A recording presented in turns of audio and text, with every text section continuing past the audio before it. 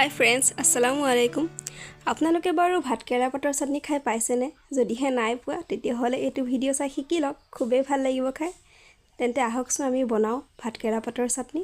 ভাতকেৰেলা পাতৰ চাটনি বনাবৰ কাৰণে আমাক লাগিব পোনপ্ৰথমে ভাতকেৰেলা পাত, যিখিনি মই ভালদৰে ধুই পখালি লৈছোঁ। কুমলীয়া আৰু বুঢ়া, বৰ বেছি বুঢ়া নহয়, অকণমান হ'লেও হ'ব কুমলীয়া।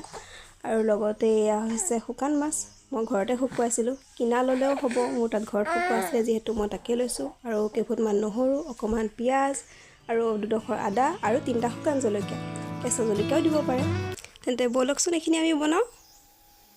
গেছতে চচ এটা পাতি ইয়াত দি দিছোঁ মই এতিয়া ভাতকেৰেলা পাতখিনি, দিছোঁ শুকান জলকীয়া, আদা 2 চকল, পিঁয়াজ অকণমান, নহৰু কেইফুট আৰু শুকান মাছ, আৰু ইয়াতে সোৱাদ অনুসৰি নিমখ,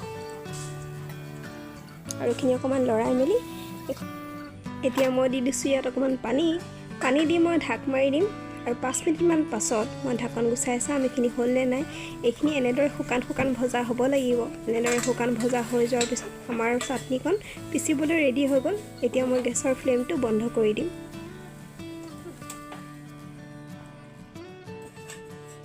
চাটনিকণ মই মিক্সিত পিচি ল'ম।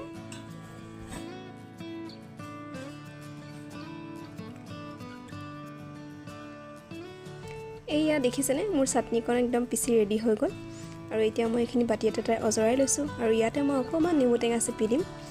নেমু টেঙা সকলোৱে ভাল নাপায়, যদি বেয়া পায় তেতিয়াহ'লে নিদিলেও হ'ব, কিন্তু মই ভাল পাওঁ অকণমান টেঙা চেপিলে, তাকে দি দিছোঁ। আৰু এইকণ মই এতিয়া অকণমান লৰাই মেলি মিলাই দিছোঁ টেঙাকণ, যিহেতু টেঙা দিছোঁ। আৰু এয়া ৰেডি।